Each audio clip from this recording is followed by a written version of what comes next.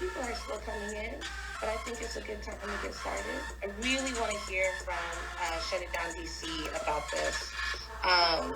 Do we have any plans for how to respond if there's a coup? Yeah, we have been in discussion for a couple months about how to respond to different contested election scenarios. First step is that we think that we need to start the post-election phase in the streets.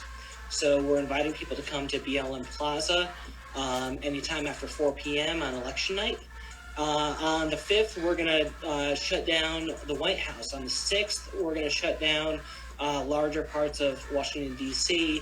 And then the following week, all the mainstream groups are going to come to D.C. and try to have a march on the 7th. So that's a Saturday, and we'll see how that goes.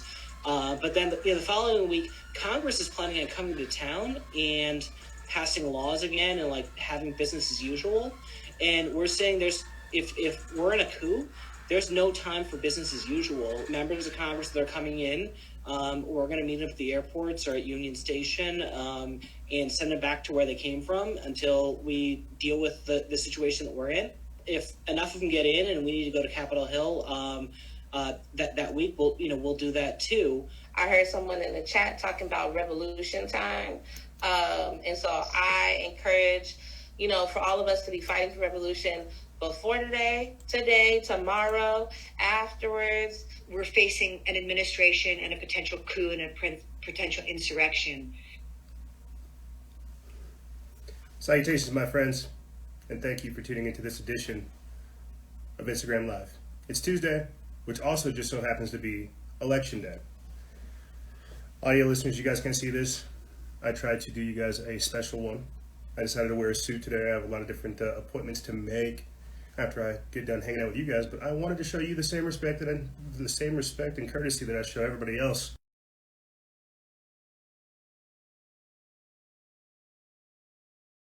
I also changed the tapestry to an American flag because it's Election Day. I really tried to go out of the way to, again, show you guys the courtesy that you deserve. And with that being said, thank you, ladies and gentlemen, for tuning into this edition of Factions of Freedom. I am your host, Noise Era, Freedom Faction, whichever one you prefer. And we're going to cover the election. We're going to be covering COVID. We're going to be covering lockdown culture. We're going to be covering a lot of different things, new social media platforms and things like that in this edition. And I'm very excited. I wish my hair would have got done a little bit better. Yeah, this nigga wearing a suit for real. This nigga is wearing a suit, and it's different. It's different. I'm not too sure if I like it. It's not too sure if it'll stay here. We'll see. B-Rabbit47, I am not a certified pimp, but you can go ahead and send all your ladies my way whenever the Civil War pimp pops off. You can call me Pimp Master General, okay? It's no longer Freedom Faction. It is now Pimp Master General. Okay, enough of all the shenanigans. Let's go ahead and start getting into stuff. If you guys want to support this operation, you can do so by joining our patreon.com/Freedom Faction exclusive membership program. I had a little bit of a conversation which will carry out and carry over into what we discuss in this week's podcast episode. This past Friday, I was on with an exclusive member, and he kind of messaged me. He said outright, he said, because of the economy, having to adjust finances, unfortunately, I don't have the finances to support the Patreon page. And I think that's a real issue, because we've obviously been talking about the economy throughout the entirety of COVID-19, the socioeconomic impacts of it. And I think what I'll do after the election is come up with a way to make it easily more accessible, because I want people to get involved in some of the conversations we're having behind the scenes. I kind of had like a word vomit where I talked about all the charities and the stuff I'm doing behind the scenes, the community activism, and I don't show that to the public audience. Get this chapstick off my face. I don't show that to the public audience because it feels like I'm bragging. I'm wearing a suit. This is kind of how I walk around these days, and there's a little bit of identity discrepancy with the page, the work, and other things like that. And so when you guys join the exclusive members, not only do you get access to the behind the scenes stuff that I do, but you also get to take place in some of the discussions that we have and learn a little bit more about your host and what all goes into the work of sustaining a page like this. So yeah, if you guys want to support this operation, you can do so by going to patreon.com/freedomfaction. Now, I'll see if I can try to have the same level of crystal clarity that I had earlier this week or Friday with my exclusive member. I'll see if I can try to flesh this out as cleanly as possible. Everybody's going to vote Trump, but they're going to give it to Biden. In the same way that everybody's going along with the mask nonsense is the same way that they will try to propagandize people for a Biden-Harris administration. You've already got Nancy Pelosi saying, hey, the 25th Amendment is not for Trump, it's for who? Joe Biden. Well, check it out real quick. Why would they need to declare Joe Biden mentally incompetent? Could it be the fact that he's going to have to stand trial? He was just named as a criminal witness in some of these cases with Hunter Biden. Is he going to be like some of these old mafia dons where he has to play like mentally incompetent? I mean, we see the man degenerating mentally in front of us. There's no way that he could lead the country. That's why they're preparing the 25th Amendment. But the same way, and this goes back to them trying to steal the election, giving it to Biden, that's why they're already preparing for this election chaos. The election takes place tonight. They're not going to give it to Trump tonight. They said they're already going to contest it. They're going to hold it out until like January 20th. And this is, again, why I would have to recommend you guys to join our exclusive membership program, because I had a fantastic war game analysis, post-election coverage, or pre-election coverage breakdown with our exclusive member, Quentin, where we talked about the potential for an EMP attack being released right around sometime during December 21st. Okay, and so if by January 20th there is no declared winner, that's how long they're going to want to contest it. That's why I introed it with these people doing their shutdown DC thing, right? Another offshoot of the White House siege, of Chaz Chomp, of the Capitol Hill Occupy protests, things like this. They already have people lining up over there in Washington and all over the place. They're expecting civil unrest. They want to contest it from November 3rd all the way up until January 20th. There's no way that there'll be a declared winner. When that time frame takes place, you'll have somebody like Nancy Pelosi step up and have to declare a winner. But as I said beforehand, they're not going to give it to Trump, even if people have their voting receipts, screenshots, examples, stickers, right, masks saying I voted for Trump, this, that, and the third. They're going to steal it and give it to Biden. That's what's going to cause the civil unrest, the social disruption that I think a lot of people are preparing for. We're already hearing the talking points come out. Oh, what's the left going to do? What's the right going to do? What happens if people don't accept the election results on that very same night, right? We already see them trying to have this predictive programming saying, hey, you're not going to get your election, you're not going to get your results tonight. The best thing you can expect tonight is destabilization, chaos, civil unrest, and social disruption. I know that sounds crazy, but what did we leave literally yesterday off with posting about? That the National Guard was beginning to arrive in multiple U.S. cities ahead of the U.S. elections. Now, for somebody that's as paranoid as myself, I'm obviously going to ask the question, are they here for the election, or are they here for the vaccines? That's a different thing. Let's stay stuck on the election before we start getting into all these other crazy conspiracies. But before we do, let me go ahead and give you guys a quick news blitz of election-related headlines.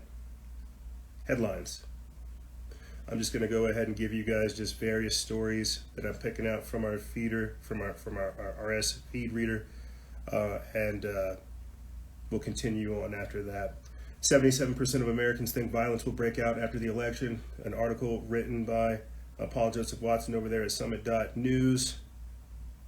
Another one that says that, and this is very true, the stock market will rise regardless of who wins the election as sidelined investors start buying again. Fundstrat's Tom Lee says. That comes from Business Insider. This next one comes from, what is this? Insider Trading. Nope. WorldNet Daily. No benefit for DC to go up in flames. Religious leaders urged no violence after the election. Another quick one. Portland declares a state of emergency ahead of election results. An article that comes from the Daily Caller. And right here, just the news, not the noise. Over 3,000 National Guard troops deployed to various states in fear of election night violence. So obviously, somebody is preempting and expecting election night unrest, election unrest. But my question is it really there? Or do they have the mainstream media trying to propagandize people to say, hey, go out there, and when you see something you don't like, cause as much chaos as you can? That's what I have a problem with. You know, you've got all kinds of information going out there, gun sales skyrocketing, ammo skyrocketing, right? You've got a volatile and violent media trying to just incite the population. Is that vitriolic hatred really there, or are we being programmed? This is a question that I asked my exclusive members this past Friday, but I think that's way too deep for where we are right now. Let's get back into the election again, them trying to steal it. Who does this benefit, right? Just last week we were talking about Hunter Biden's relationships with the Chinese spy chief, Patrick Ho. All this stuff is coming out. I think this is good because, again, this tells people who you're getting in bed with, who you're working with, what you're doing, the type of things that are going on. Keep these types of things in mind, my friend. I want to say this and then I'll move forward because we do have other topics that we have to cover as we go on, because I do want to cover the shutdown DC movement, the White House siege, troops on the streets and things like this, election unrest. I really do want to get into that, but I wanted to do that quick news headline blitz when we covered the election and things like that. But somebody wants me to devise a plan and save the free world. There's no way I can do that. I think the best thing for me to do is start talking about new social media platforms. I'm honestly surprised that we are still here on election day. I've talked to you guys about how I thought they were going to censor me or at least take the page down. Clearly we're shadow banned. That's cool, whatever. We need to start having the conversation of migrating people off of these platforms. We have several years of compounding censorship affecting us. We've been going heavy at it for the past 3 or 4 years. We've been here since 2012, and to be honest, this is the quite honest truth. Instagram is profiting from our own success, and we've had to learn that the hard way. We have over 300,000 followers, and we can barely sometimes get 200 likes. That's foolish. It's foolish to try to keep pushing this ball up the hill. And so this is why you guys have kind of heard me not necessarily scramble, but look at different things and different platforms to operate on. Jared25 just talked about MeWe. We're also there as well. We're also on Minds. We also began to start a Telegram channel, not as the primary operating platform, but simply as a place to put the information. Patreon is good, but at the same time, it doesn't have that social media aspect. I think what people benefit from with the wide and diverse audience we have is the comments and the audience that is there. We have, again, people that come from all different walks of life, both conservative, liberal. We have people in the White House, Congress, people in Hollywood, California, all over the place in different countries that follow what we do because we've got our finger on the pulse. There's no reason we would be shadow banned if that were not the case.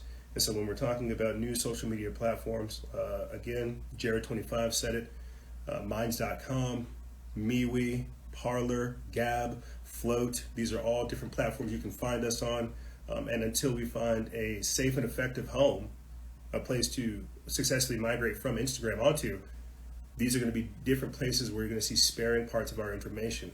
Again, the best place to get consistent streams of information from us that isn't censored is to join our Telegram chat. I know that's fairly new, fairly recent, but this is me trying to tell you guys what's up live time as I make these decisions. It's not easy. I would rather, I'll say this and get into the next topic. What are Patriots going to do if Biden wins? I'll say this and get into it.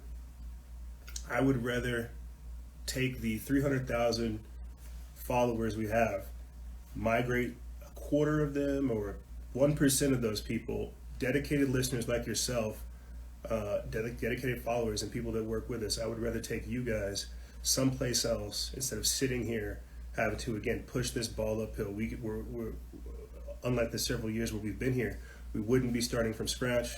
We would already have momentum. And quite honestly, other platforms would greatly benefit from having the work that we put out here on their platforms. Sad truth. It's like, who the hell am I trying to wake? Who am I trying to reach over here? We're so in our own echo chamber that all we do is stay on the grind. So just keep that in mind as you guys see less posting and less activity here. It's going to show up on other places because, again, Instagram is benefiting from our success and we can't have that. What are Patriots going to do if Biden wins? What are Patriots going to do if Biden wins? Well, I think the easiest thing to say is I expect false flags to take place. I legitimately believe that Biden, that because you've got the corporate media, you've got deep state aspects of the government, right? You're gonna have Biden assume or assert control. And what I mean by this is this article that came out by Chris Enlow, put up there at the Blaze. They put this up November 3rd. I put it up just before coming on to the show with you guys. It says that a report put out says that Biden will assert control and begin forming a new government if the media declares him a winner. Again, I think this is so crazy because I had this very same war game with an exclusive member this Friday, and so to have this come out is kind of crazy to see that we're all seeing the same thing. Let me get back into this. It says that Democrat Joe Biden will reportedly, quote, assert control and immediately begin forming a new government as president-elect if news organizations declare him the winner on election night. What are the details? Even if President Donald Trump challenges the results, Biden will address the nation Tuesday as the winner if news organizations declare him the, quote, mathematical president-elect, the Biden campaign advisors told Axios. In such a case, Biden will immediately begin, quote, looking presidential and to stifle Trump's challenges. Biden, quote, may begin transition announcements quickly, starting with senior staff appointments, according to Axios. You guys can go ahead and read more of that on our page. I just kind of want to make a quick pause and then a step back from all of this, looking at Biden and looking at Trump himself. Listen, either one of these individuals are going to take more of our rights. That's the sad truth. And while I do respect Trump, there's clearly no way I'm going to vote for Biden. But what I'm trying to tell you is that we're kind of caught in the worst place possible. I mean, we're literally seeing globalism being reformatted for America through Biden. Whenever he had his debate just the other week and talked about shutting down the oil and gas industry, that's Agenda 21 and Agenda 2030 right there. But again, there are so many different angles to all this stuff. With Trump trying to bring in the technocracy, Biden trying to represent, globalism. There's so many different ways to look at this that, again, taking a step back, I'm very glad that we are moving forward with this because we have a whole new chapter to deal with after these elections. I think that Biden obviously will get they'll give it to him, again, asserting control. They'll give him the election, but all these things with Hunter and the laptop and China, all this stuff's going to come out. He's going to try to, he's going to try to battle those, but he'll be declared mentally incompetent, and then he'll step down, and just like that, they'll insert Kamala Harris. But again, there's the constitutional crisis because she's not born in America, therefore she can't be a president. And so there's so many different angles to this, it becomes kind of terrifying to see these guys try to pull this off. Now, what's so interesting about all these things and seeing them go down is months ago, I remember reading an article from Now the End Begins, I don't have it here before me, but they talked about the Transition Integrity Project, where they ran at least 4 different simulations of what could take place if Trump wins on election night. Like, you have to understand, what we're talking about right now is such corruption and such manipulation of the facts that it's, again, kind of crazy to see people go along with it. But is it crazy? Because we've seen people wear masks during a frickin' heat wave over a fake pandemic. And I cannot stress that enough. You're asking people to believe what they don't see, believe in what they don't see, and not believe in what they do see. When I'm trying to talk to you about the sophistication of the sophistication of the magic they're trying to pull, they're trying to get people to go along with this, the same way people have gone along with the election. But that's going to cause more of that friction that I'm talking about, to where you're going to have people, you're going to have the media declare Biden as the winner when clearly Trump is the one that has all the votes. But you're going to have this competing vision where people are saying, you know what, I want Biden to win even though he didn't win. And it's just it's wild to see. It's wild to see. I'm trying to find real quick that article that talks about the Transition Integrity Project and how that was the plan, is to cause so much chaos and so much civil unrest and to hold things up over such an extended period of time that there won't be a declared winner. Podcast listeners, you guys may have noticed or remember either last week or the week before last when I had covered the New York Times article saying that apparently America is incompetent enough and unable to run its country. The New York Times basically asking for the United Nations to come through and oversee our elections. But again, think about this. Trying to exacerbate the issues here in America to such a degree to where they have to get globalist aspects into America to oversee our elections. I know that sounds wild, but again, you've got to think of the time frame that we're in. My God, I don't think I'm going to have it. Oh, I say that and it's right there. Yeah, right here.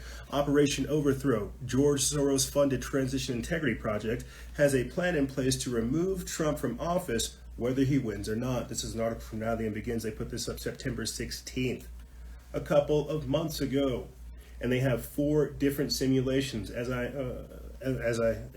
mentioned earlier. Let me read this real quick, and I will try to narrow it down instead of going over all 4 with you guys. It says that Game 1 and Game 2 are where there's an ambiguous win by Biden. The first game investigated a scenario in which the outcome of the election remained unclear from election night and throughout the gameplay. And so whenever they say gameplay, again, this was a project put together by George Soros, headed by John Podesta, Hillary Clinton, one of Hillary Clinton's campaign members 4 years ago, again, running a simulation on how to get Trump out of office. Game 2 right here is where they say there's going to be a clear Biden victory. The Trump campaign team, again, attempted to federalize the National Guard to end further vote counting and called on supporters to turn out in large numbers. The Biden campaign established a bipartisan transition team and mobilized supporters to ensure vote counting was completed thoroughly.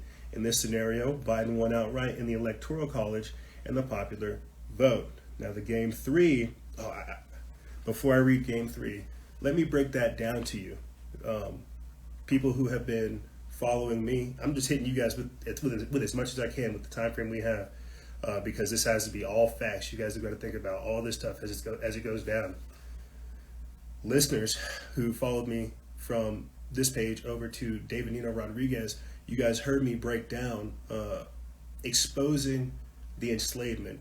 And in that episode, you guys heard me talk about the idea of a somewhat separatist movement where the western states of America began to secede away from the country. Again, going along with this so-called Biden-Harris administration, this declared a victory where they assert control.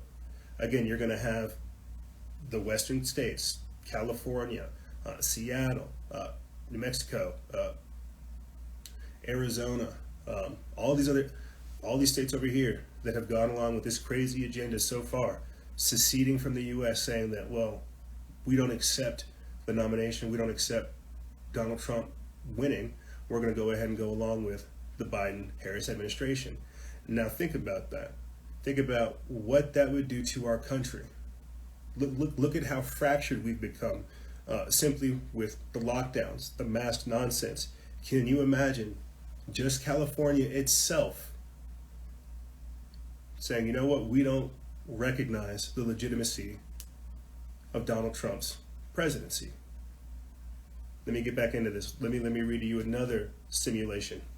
Game 3, the SIR scenario posited a comfortable electoral college victory for President Trump, but also a significant popular vote win for the former Vice President Biden. Game number 4 is a narrow Biden win. The final scenario explored a narrow Biden win where he leads less than 1% of the popular vote the day after the election and is predicted to win 278 electoral votes. And so whenever I get back into this article, realize that we are talking about, and unfortunately I don't have the clip for you guys, but realize we're talking about Joe Biden coming up with a whole separate plan, having aspects of the government recognize him as president. It's like, my God, this stuff is crazy. But what did I post on? And this is me just pulling up an article real quick, seeing if I can get the video for you guys. Just the other day, October 30th, what did I put up? That Pelosi says she is very confident that Biden will be the president, whatever the end count is, on election day. That's her going ahead and saying that they're going to steal the election. They're going to declare Biden the winner, even if he's incompetent. We don't care what the number is. We're going to call him the winner. Let me read this. It comes from News Punch. They put this up October 30th. It says that Pelosi says she is very confident that Biden will be president. So think about this. Everything I've been saying throughout the entirety of this transmission. They're trying to steal the election. They've already got multiple scenarios going on. Pelosi said she's met with COG, the continuity of government, expecting for things to hit like a civil unrest, destabilized point to where they have to declare a winner. Again, to summarize everything I'm saying to you guys in kind of like a rapid fire fashion, the idea is to contest it all the way until January 20th, to where your vote doesn't matter, to where your neighbor's vote doesn't matter, to where all this stuff I'm talking about right here doesn't matter, to where they throw it out the window and they say, hey, guess what? We're going to give you your next president. To really pull it back, because we have to understand how sophisticated all this stuff is. They're going to let people vote. They're going to let people get out there in the streets. They're going to let people get all frustrated. But at the end of the day, they're going to give you a president. And I know that kind of sounds wild, but I pray to God I'm not right. Trump will win by a landslide. Do not doubt that. Everybody I know is going to go out there and go vote Trump. I know probably a handful of Biden supporters, and they don't really know a lot about his policies. They just want to vote for Biden because he's not Trump. I don't think that's an appropriate thing to do. I would vote third party if that were the case, because it's a very childish mindset to do, but distraction. People are going to vote Trump. They're going to want Trump. They're going to say that Biden won.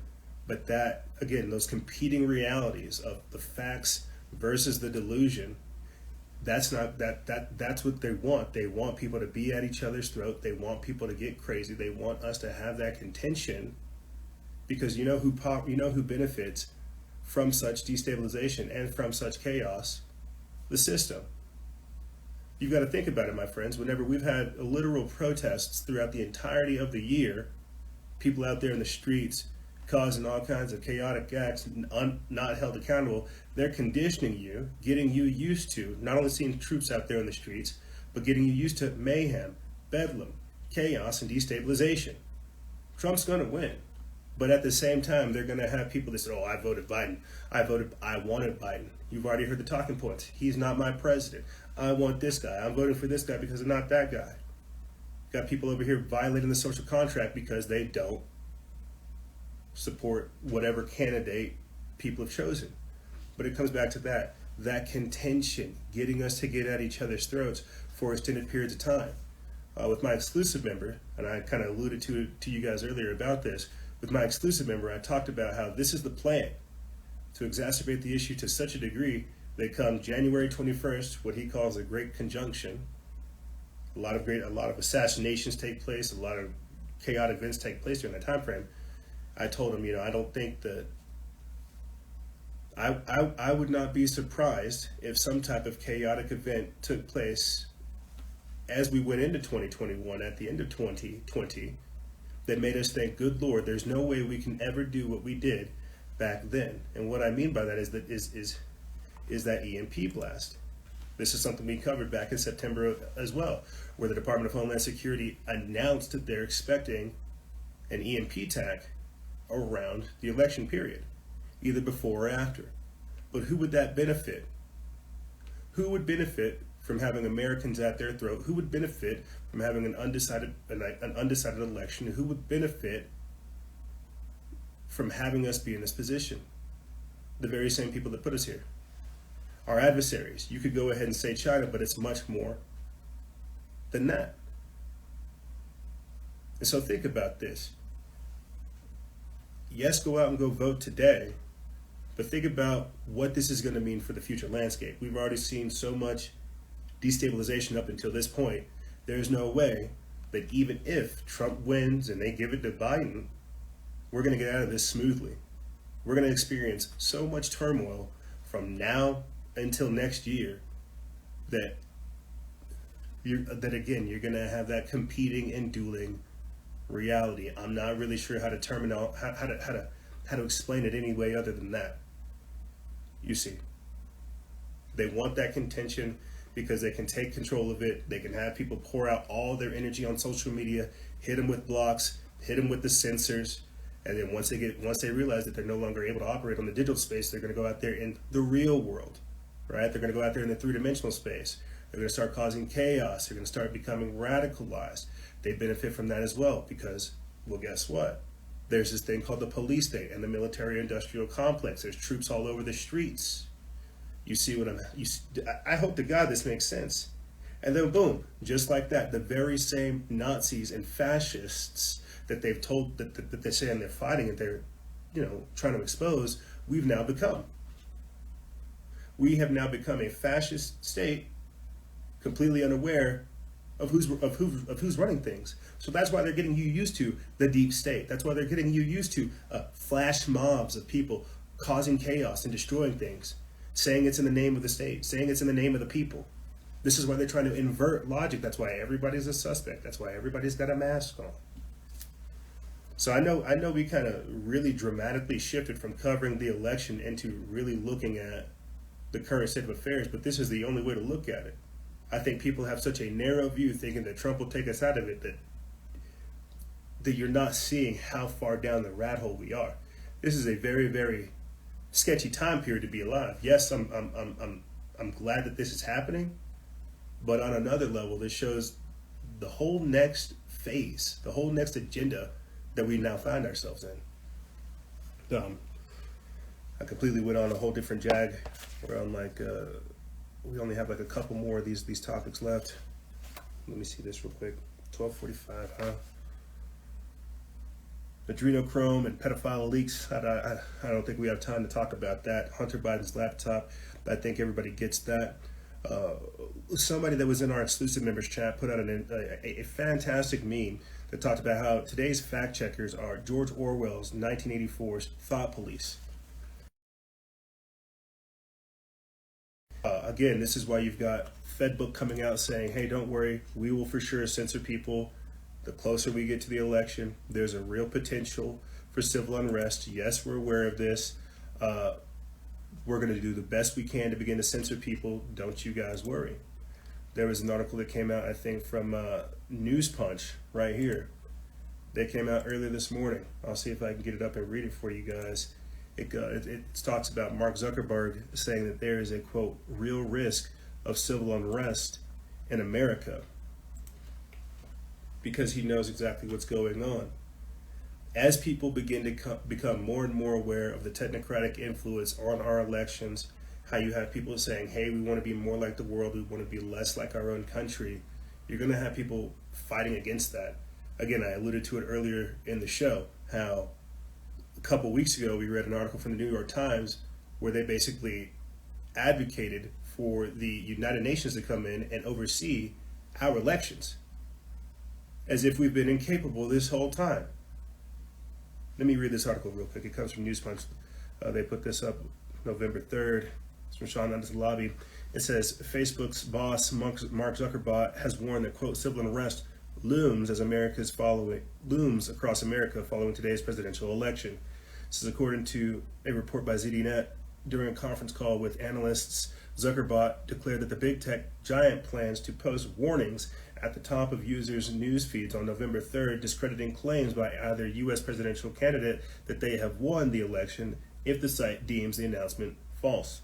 Zuckerberg said that, quote, if any candidate or campaign tries to declare victory before the final results are called, we will put a notification to the top of people's Facebook and Instagram feed, letting them know that the results aren't final yet, and we'll put all informational label on the candidate's post. Breitbart.com reports that Zuckerberg added that Facebook was taking the initiative as there is, quote, a real risk of civil unrest across the country, and given this, companies like ours need to go well beyond what we've done before. Before I continue on right there, what they're basically admitting is that, yes, they do censor people. We are deciding what they allow for you to see. That's what they're saying right there. Again, the technocratic influence on our elections, saying that, you know what, we see people are going to put information out there. We're not going to let that happen. And if they go ahead and try to declare people as a victor, we will tell you who to think. We will tell you who actually won. Again, social media and the media will declare Biden as the winner. Trump supporters have been systematically and strategically wiped out from social media, unless they're in like pocket groups or they're underneath different aliases or things like this. Trump supporters have been removed, and so the vast majority of people that are there are going to be typically, you know, Biden supporters and all these other things like that. And so when you've got media and social media declaring who the victor is versus people like myself who live in real world and have like actual receipts, facts, and they're talking to poll watchers and stuff like this who are saying, no, that's not the case. What the hell is going on here? Well, you're seeing the theft, but you're also seeing the collusion. This is, again, trumping in the technocracy. Now, just last week I told you guys that with all due respect, I respect Trump for everything he's done. Even if he's not a part of the elite, so to speak, they can still use him for other aspects of the agenda. This is it precisely. Trumping in the technocracy is this right here, where they can have all of the establishment against Trump, no doubt, but at the same time, using him as the figurehead for them to organize all of their system, organizing the technocracy. I hope people can catch, again, understand like what I'm trying to say right here by the trumping in the technocracy, that yeah, they gave him those first 4 years. He'll have probably another couple of years going into this, but ultimately they will not let the America First agenda go. They will begin to demonize America, and there are all kinds of different scenarios that I have been running through with people over the past couple of days as to how this could take place and how this could go down. And so right now I'm just trying to, with this episode, kind of paint for you guys a picture of all the other things that are out there on the radar as to how they're going to steal it, what's going to take place, how it could go down, and how this could potentially upset what we think of as the voting process here in America and disrupt things worldwide. Yeah. Fact checkers are the thought police of George Orwell's 1984, because you've got to understand, people are not allowed to have free-thinking individual thoughts these days. What I'm doing right here to you guys is going to be considered informational terrorism, thought crimes, right? Shucks, how dare I try to speak my own mind? I'm one of those conspiracy theorists, right? DHS said that just last year, that conspiracy theories and conspiracy theorists are domestic terrorists and domestic terrorist threats. And here we are trying to lay out the plan as succinctly as we can without being labeled terrorists. While you have actual domestic terrorists like Antifa, like Black Lives Matter, who are literally calling for burning, looting, rioting in the streets, burning shit down left and right. And I'm a bad guy because I'm trying to explain how all this is going to go down. Crazy. Now, I want to read real quick before we move on to our next topic, the lockdown culture and things like that. Just another article that comes from Now the End Begins, where it again just talks about the domestic terrorist groups and how they're planning for this type of stuff. There was an article from News Punch. Good Lord. There was an article from News Punch that came out last night that I didn't get around to posting. I should try to get into this if I can. Excuse me. I'm burping.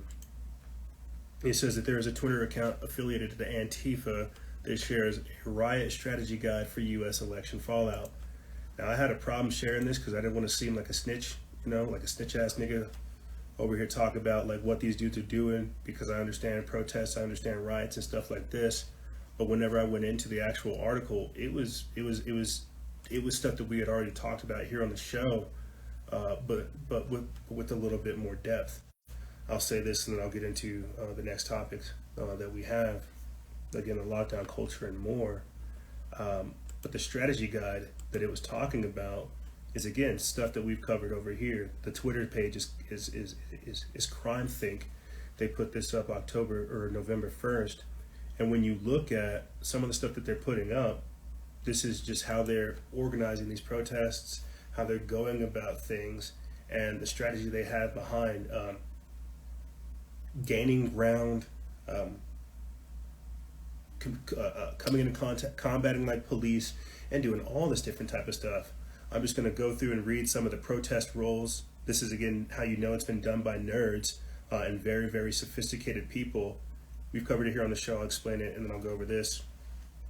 For people who haven't been to protests or any protests recently or gone outside to any of these kind of chaotic events, these protests turn riots, you may have never seen the sophistication of what I'm about to break down to you.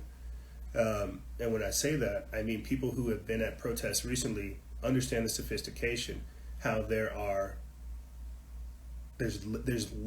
layers to how they're able to disrupt police. You've got people that throw fire bombs, you've got people that shine lasers, you've got people that have shields, you've got people that have zip lines that go behind enemy lines, you've got medics, and they have this so war gamed out. They call it LARPing because it's very, very, very sophisticated. Live action role playing for sure, but it's much more sophisticated than that. And the article I was trying to talk to you guys about, the graphic that came out, it talks again about the protest roles, how many different roles that people embody to carry out again these organized acts of tactics and destabilization. Again, let me just talk to you about the fire squads.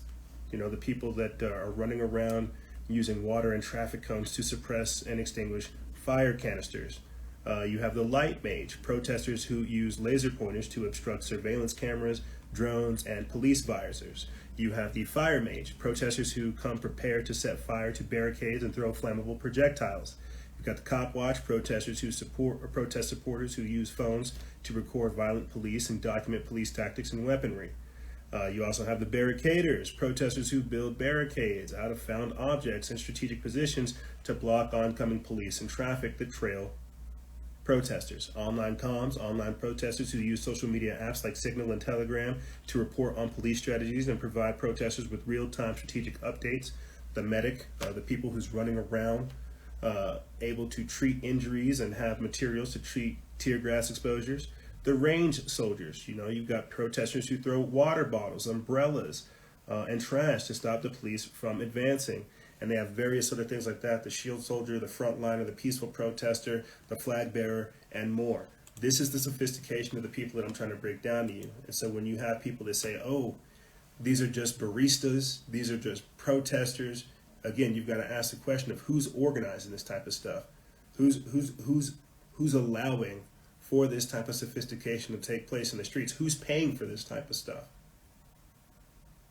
This is exactly what it is. They're preparing for civil war. And so while you have people thinking that voting is going to fix this, you have people who have already taken out to the streets expecting destabilization, expecting to get the result that they don't agree with, wanting a riot, wanting chaos, wanting to invite insurrection and destabilization, because the very same way that they have taken over the media, they've taken over the police, they've taken over social media, they'll take over the collapse. They'll take over the lockdown. I know that doesn't make sense to people, but what did I try to play for you guys at the start of this transmission? Just this little quick video of this Zoom call of people within our own government conspiring to shut down DC. Again, talking about that election unrest. Now, a couple months ago, I talked about the hashtag White House siege. It didn't really get a whole lot of attention because the same way Hunter Biden's laptop didn't get attention is the same way that plans of organized civil unrest is not going to get attention. The revolution will not be televised because the TV is covering for the revolution. I hope that makes sense to people. But a couple of months ago, whenever I covered the White House siege, the hashtag White House siege, it got no attention. People were laughing at it. They said, well, you're already out there. Go ahead and start heading towards Washington, D.C. Go ahead and start heading towards the White House. And what did we start this week hearing? That they had barricaded the White House, that they put a non-scalable wall around the White House. This comes after them putting up a barricade because of the protests that went on during the summer. They see the very same thing I'm talking to you guys about, but they're having access to much different intel. They have people inside of Antifa. They've got federal intelligence. They've got foreign intelligence. They've got all kinds of sophisticated ways to see what's happening in their country. And to a degree, that's why they can't put a stop to it. They have to let this run its course. They see these people having these Zoom calls. They understand that people are planning to overthrow the government, and they're going to have to let these people execute it. It's not a crime until they actually carry these things out. That's why, again, they're very sophisticated in how they do this. I had briefly just talked to you guys about, again, some of the tactics that they use, right? The light mage, the medic, the fire mage, the shield person, right? When you look at that very same meme, it talks about the Hong Kong protest gear from summer 2020. And when you look at it, they've got gas masks, black t-shirt, a lycra skin covers, umbrellas, heat-resistant gloves, loose change, so you can change it to your gear, post like a protest, and then hop on a train, do it all low-key, elbows and knee pads, backpacks, broad face covers, a yellow construction helmet, goggles for flying debris, gas masks, and more.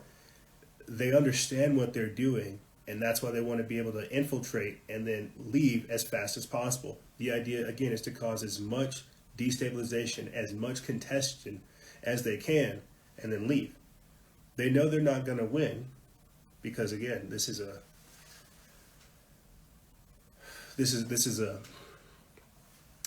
a foreign takeover.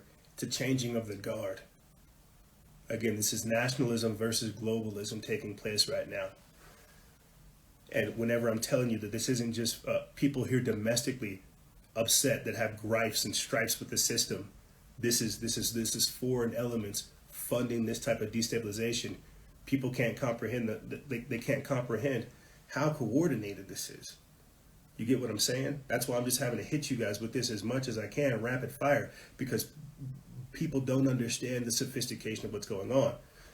They have access to the same Telegram feeds that we're watching. They have access to all these so-called encrypted feeds, but they have to watch these people do this. Watch these people do this stuff in order to act on it. My God. So whenever we covered the White House siege a couple weeks ago, or a couple months ago, and then to have it transform into what they now call the Shutdown DC movement. You guys already saw this before with the whole Chaz Chop situation. They're expecting for mass civil unrest in as many different places as they can because they want to profiteer from having people at each other's throats. Let me read this quick article from Now the End Begins, and we'll get reoriented. I'm not sure how much time we have, but let me read this and then we'll continue on. It says, domestic terror group Antifa and Black Lives Matter issue a nationwide calling for burning, looting, and riots in the streets on election night on Tuesday. This is an article written by Jeffrey Grider. Over there, Now the End Begins. They put this up November 2nd. And it says that a wave of riots and demonstrations are being planned to mark the end of the U.S. election. It has emerged. Protesters supporting the Black Lives Matter and Antifa movements are organizing protests beginning on Tuesday night. Both domestic terrorist groups, Antifa and Black Lives Matter, are vowing to burn down America's big cities with massive nationwide riots in the streets starting election night on Tuesday. Will they do it? Well, since they've been already accused of causing over $2 billion in damage over the past 6 months, I would tend to lean towards believing them, and so should you. Federal authorities are expected to re-erect a non-scalable fence around the White House on Monday, a day before the presidential election. Many fear may lead to mass protests, civil unrest, and even armed insurrection, so says the UK Guardian. Quote, "The White House is on lockdown," NBC News White House correspondent Jeff Bennett wrote on Twitter on Sunday. Hundreds of National Guard are on standby, so at this point it's the safe bet that something big is going down. And with this, it has a little graphic that they put up where it has Cal Anderson on the north end. And I don't know where this is.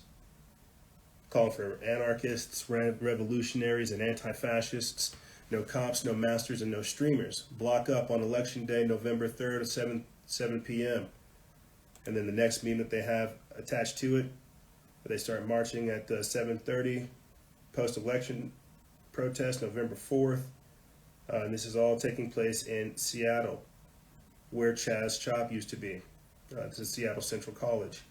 And so what's happening right now, and this is what I saw when I was reporting on the White House siege a couple months ago, is they are trying to pull together as many different organizations as they can to come together to try to overthrow the election. Because they're going to have people go out there, and as I said before at the start of the transmission, Trump is going to win. People are going to elect him, but they're going to give it to Biden. And during that state of contention, that's when we're going to see a lot of crazy stuff go down. That's when you're going to see people getting shot. That's whenever you're going to see troops being rolled out, people being snatched off of the streets.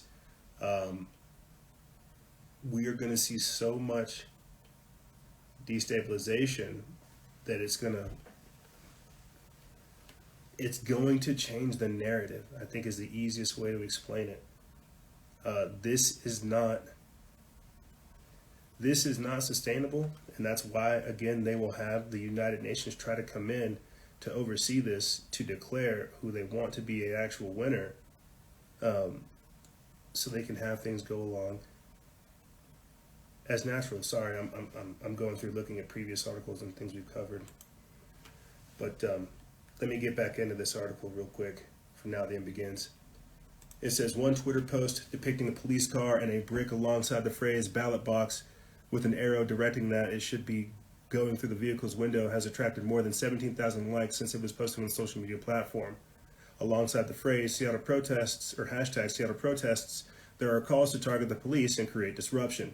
Using the Twitter handle JustJ2206, someone calling themselves Jay, a Black Lives Matter supporter, has written that, quote, "We will not be stopped no matter what this election brings. Neither side is for Black lives. Be out there." Alongside the post is a mock-up of a poster showing a time of 7 p.m. with a burning ballot box and a call to revolutionaries, anarchists, and anti-fascists. Elsewhere, there are calls for those supporting anti-fascist groups Antifa to take to the streets on Wednesday, the day after the election. Using the hashtag Antifa riots and hashtag Seattle protests, demonstrators are encouraged to meet at 6:30 p.m. with a planned march set to begin from Seattle Central College an hour later. Plans for demonstrations have emerged as Newsweek reported that security at the White House is being increased with plans to install a, quote, non-scalable fence around the building's perimeter as President Donald Trump's administration prepares for possible unrest related to Tuesday's election. The barrier will be similar to the one erected during the summer's protest against police brutality and systemic racial inequality, which saw demonstrations, and police brutality against peaceful marchers within sight of the White House. So basically, they're saying, regardless of who wins, we're going to get out there and cause chaos. We're going to get out there and we're going to fuck shit up. That's what they're saying. They want to mess things up. They want to cause chaos. They want to destabilize things as much as possible. As we read earlier, Biden will assert control and begin forming his new government if the media declares him the winner. And so with the time frame we have left, I want to say this. We are being politically held hostage with everything I just told you right there. Everything I just laid out there to you guys is, to me, being politically held hostage, where we're being threatened. I don't know if that's happened to you guys, whoever you've decided to vote, be it Biden, Trump, Cohen, Jorgensen, whoever it is. I think we're being held hostage. We're being threatened too. With the little bit of time we have left, I may have just laid all this stuff out to you. It may seem like I'm super patriotic and super America, super Trump and all this other stuff. I'm for the law and order that got us here, and I can quickly see it being deteriorated, where we have people voting for our new slave masters. I didn't get around to talking about the lockdown culture, but that's why this is one of the most anticipated political events of the year, because, well, there's nothing else to do. They shut down, sports, they shut down school, they shut down bars, restaurants, and entertainment, they shut down everything else and forced us to essentially live in this communistic / socialistic world where all we can do is just vote and watch. We are essentially being politically held hostage and told that if we don't vote in the appropriate manner, we're going to have more and more tyranny. The problem is this is what happens whenever you begin to vote for the lesser of two evils. You don't expose the evil that you're already underneath. And so when I'm talking to you guys about the trumping in the technocracy, bringing down that how we have foreign elements, globalist elements that want to see us kind of go down this path of deterioration so they can rule over the ashes, this is the type of stuff that you really need to be thinking about. But the sad part is we've been so polarized that people have begun to treat politics as if it's some type of entertainment show, when really this is our life. You see, this is the problem with everything that's going on. And so while I'm very glad that we've reached this point and that we're able to be before you guys today talking about this type of stuff, not censored, right? That is what I would like to leave you guys with as we go forward. You see, this is why you've never heard me talk about politics being the saving grace, why I've always said that we are looking for a political solution to a deeper spiritual problem. And while you can go vote for these types of things, you can try to vote your way out of slavery, you also have to do the work to get yourself out. You have to do that to get yourself out. So vote whoever you feel is appropriate, but at the same time realize that the battle will not end simply in the voting box. And it's not going to end November 3rd. And as we move forward, going into January 20th, closing out the year, and hopefully we can get a president declared on the 20th, I don't think so. I think with as much contesting as we've seen throughout the entirety of the year, with the riots, with Trump's whole presidency, the Russian nonsense, now all this other COVID stuff, I don't think they'll declare Trump as the president. I don't. I think that as he gets elected, or as he gets voted for, they're going to try to denounce him and discredit him as much as possible. The timer just popped down. It's telling me that I got about roughly 2 minutes to go ahead and start closing this stuff out for you guys. I am sorry to kind of hit you guys with the rapid fire nature of everything that's going on right now, but at the same time, I think we should all be very well aware of what's at stake, right? What's at stake, what all this means, and what's going to go down. They're trying to steal the election because they're not really going to steal the election from Trump. They're stealing the election from you. They're stealing the American way of life. They're stealing democracy, so to speak, from us. They're giving us the illusion of control. And so you can vote accordingly, but at the same time, you have to expose the wizardry. That's how all this works. And realize that voting is simply just a political representation of your energy here. And when I tell you to vote with your dollars and vote with your lifestyle, you'll see more of a return doing that instead of electing your next savior. You see, save yourself. They're planning a coup. I think everybody already has that mindset. But we're going to take a quick break, and when we come back, we're going to be joined by you guys. Hopefully you guys can school me, educate me, tell me what's happening. That's my thought process on everything that I see happening right now, with the election, them stealing it, the voting, this, that, and the third. We're going to take a quick break, and when we come back, hopefully you guys can explain to me what you think is going to happen with the election, whether or not all presidents are selected versus elected. I understand that entirely. We'll get into conspiracies, we'll get into politics, we'll get into civil unrest, we'll get into this and more on the other side. Ladies and gentlemen, thank you very much for tuning into this very special edition of Factions of Freedom, the election edition. We're going to take a quick break, and when we come back, we're going to be joined by you guys and more, your questions and guests on the other side. Don't go anywhere. This is Freedom Faction over here on Factions of Freedom.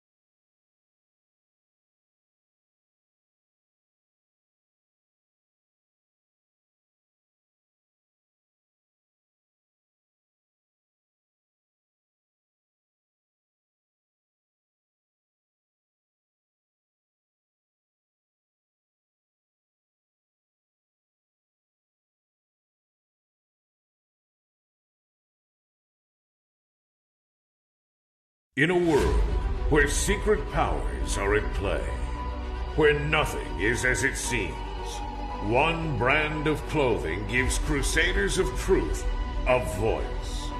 One brand in the fight against terror, deceit, and destruction.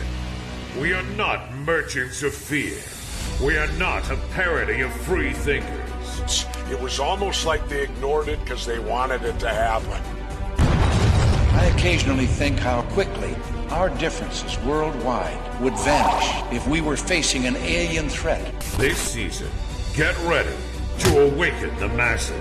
Forget the politicians. Politicians are put there to give you the idea that you have freedom of choice. You don't.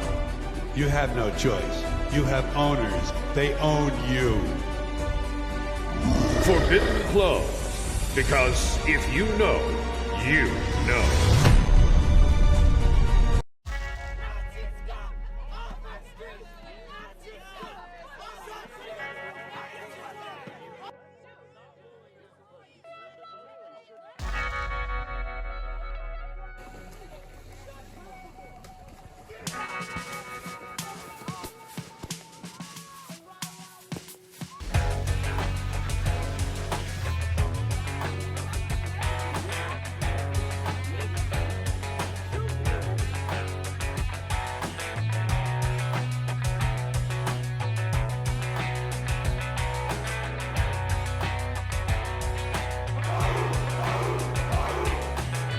Shame on the man with the long tongue, black eyes that want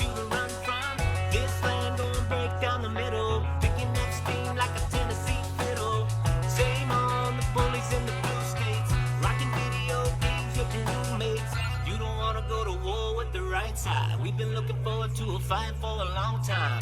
You can march in the streets when you want to. You can protest anything that you want to. When you get to throwing sticks and stones, burning flags in the streets, we gon' break some bones. Try peace, then you had to ride in the streets. Now you even trying to ban my speech. This ain't gonna fly. We can see the evil in your eyes. Hillary for prison and die.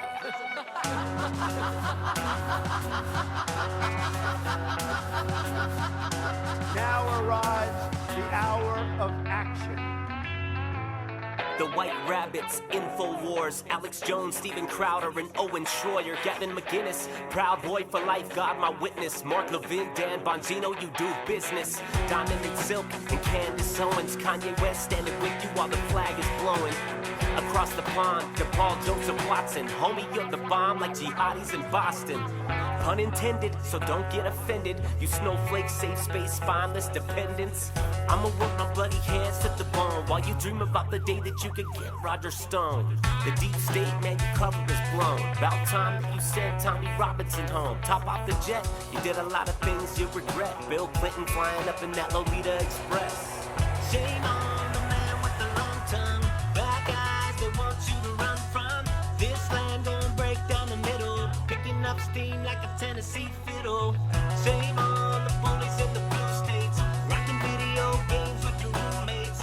You don't wanna go to war with the right side. We've been looking forward to a fight for a long time. You're not a racist if you voted for Trump. You're not a bigot if you wear a MAGA hat and get jumped. You're not a sexist if your girl makes you breakfast. You're not a privileged white male, just ignore the idiot leftists. This is where my family fought to survive, where they thrive with the immigrants who worked till they died, and they never had a beef with any temple or tribe. This is media controlling your minds. Together, we will make America strong again. We will make America wealthy again. We will make America proud again. We will make America safe again. And yes, together, we will make America great again. Don't tread on me, I won't tread on you. Cut me, I bleed red, white, and blue. Homegrown and down to get dirty. I'm a mean shot with my old 30-30. Brother, we can get it if you cross that line. You can take a look at my American mind. Fly over, drop him right on top. You know, just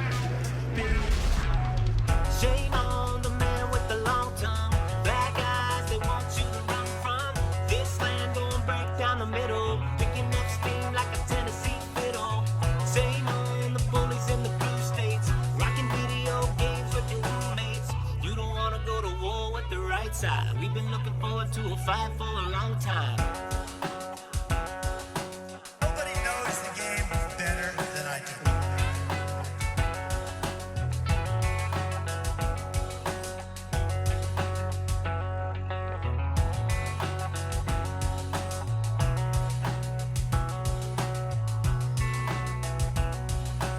That's the end of that. You know, it's the only thing you can say.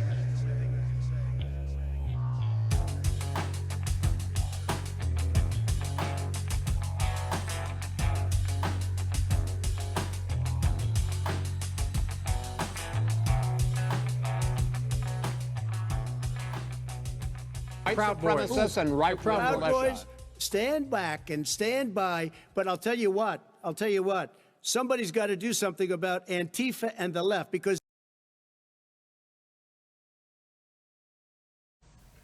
I'm gonna wait till people get up in here.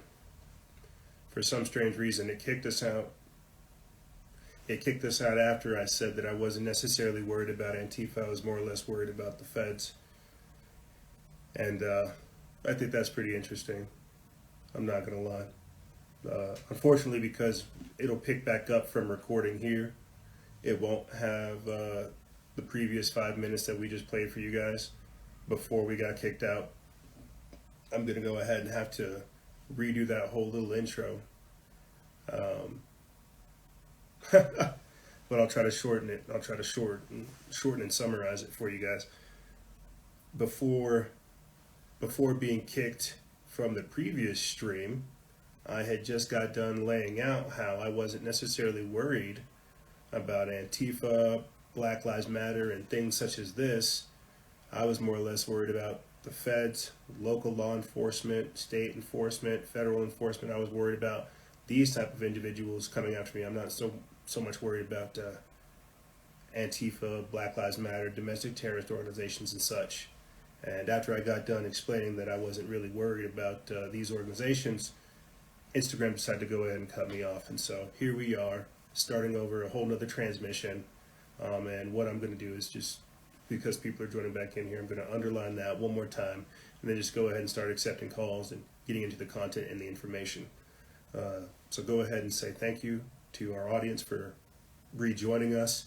They are rejoining us because we had 5 minutes of broadcasting beforehand where I was laying out that I was having conversations over the weekend with some gentlemen I was doing work with, and how I'm not necessarily worried about Black Lives Matter, Antifa, and folks like that coming to get me. I'm more or less worried about getting a knock from the door from the feds, them saying, "Hey, EJ, you said too much," or "You had on the wrong type of person," or you're wading in the waters that you can't contend in. I'm more or less worried about that instead of shock troops and ground troops trying to come kick in my door because they have a political gripe with me. And so I know in the previous segment we covered all this stuff with Antifa, Black Lives Matter, civil unrest, domestic insurgency, and things like that. I'm not more or less worried about those cats. I'm worried about the people who still retain power and can actually cause harm in my life. And with that being said, ladies and gentlemen, thank you for tuning into this edition of Factions of Freedom. I am your host, Noisera, Freedom Faction, whichever one you prefer. And this is the second segment where we will be taking your guys' calls, your questions, and more. Hopefully people can be giving us their analysis of election fraud, voter fraud, civil unrest, destabilization, other things that they're seeing in their area. Hopefully we have a very interesting broadcast for you guys. Before I go ahead and start accepting people, what I want to do is pull up this graphic. It's kind of what I was going over. I'll just let this sit right here as I go over the hashtag White House siege. This is an article we put up September 2nd. There it comes from Now the End Begins. It's by Jeffrey Grider. And this is again goes over what we kind of talked about in the previous segment: election unrest, shut down DC, the Chaz Chop thing, why they're putting troops on the streets, and more. I'll read this and then we'll begin to start taking people on as guests.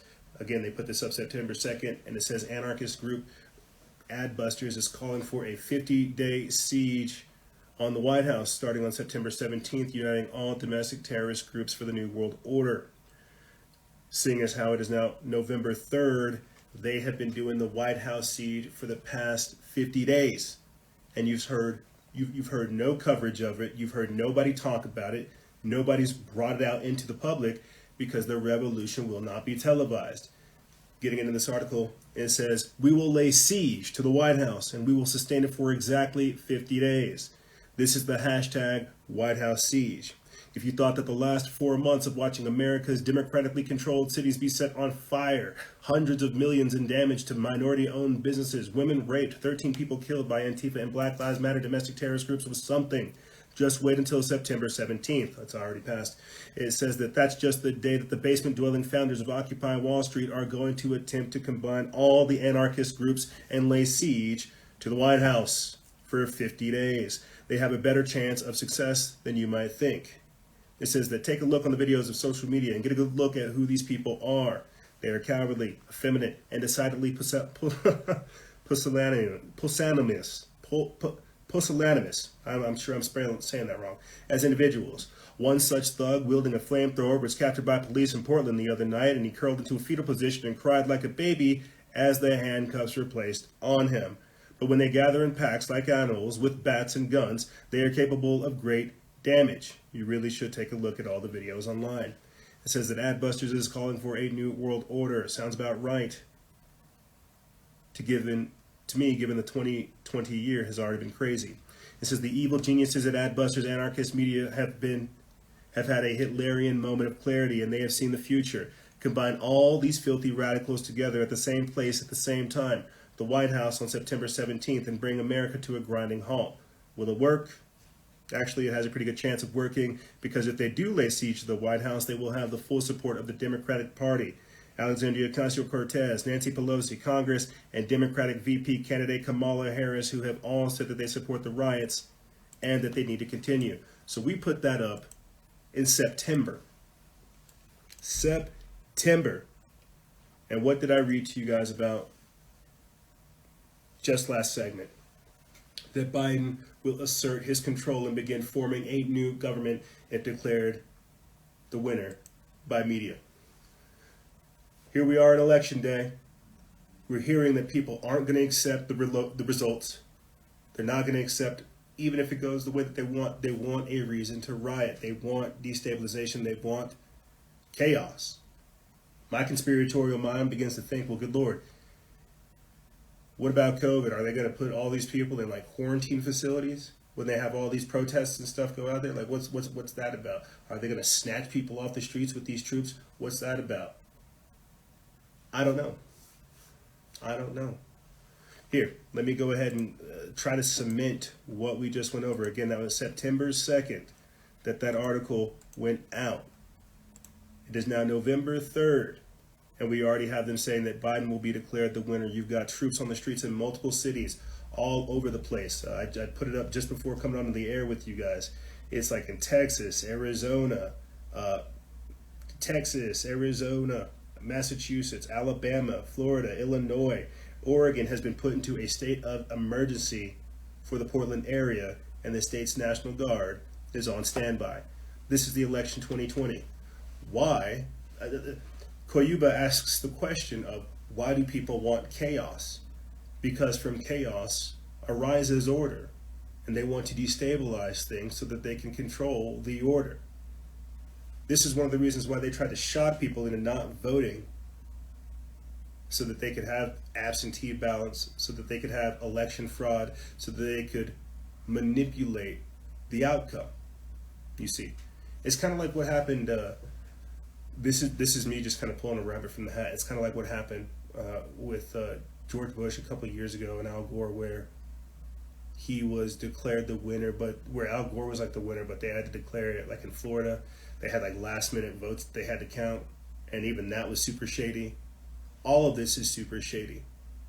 And you've already had people throughout Trump's entire presidency riot, loot, burn stuff down, march. We played the clips over here for you guys on Instagram Live, of that guy eating a mock heart and praising to the chaos god, like, my God, this is the world that's being created. But let's go ahead and try to start getting people in here.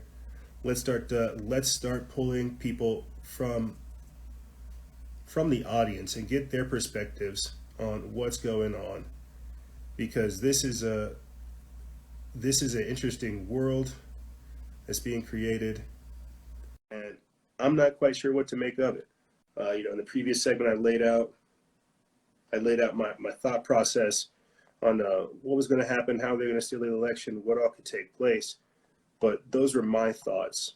Let's see if we can try to get some of the people who are listening and get their thoughts on it. Let's get the plants are thriving, or the plants are surviving. Let's get his thoughts on there, and then we'll continue on. Salutations, the plants are surviving. How are you? I'm alive, man. Hanging in there. How you doing? That's all you can do, bro. Stay alive. I am fired up. I know you've been wanting to come on the show to talk about gang stalking. We'll have to set aside another time for that. But what are your thoughts on, on the election, on the country, on voting, on the Illuminati, on all of it? Give us your thoughts, and we'll continue on.